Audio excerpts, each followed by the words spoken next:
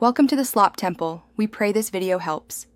You start by signing into Roblox with the account whose password you'll change. Make sure you can receive email or SMS codes, because you may need verification. Once logged in, go straight to the gear icon or profile menu and select Settings. This is where account security lives. Do this now so you don't interrupt the flow. Having two-factor or recovery contact confirms speeds the process and prevents being locked out while you update credentials.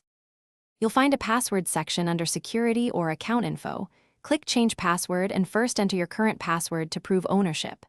Then type your new password twice, once to set it and once to confirm, so Roblox can verify there's no typo.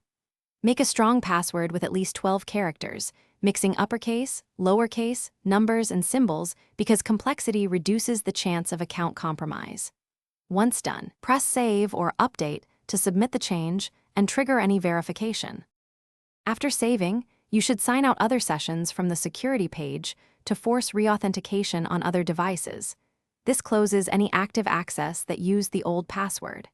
Make sure to check your email for a confirmation or a security alert and follow any additional steps prompted by Roblox. If the change fails or you don't receive verification, use the password reset link sent to your registered email.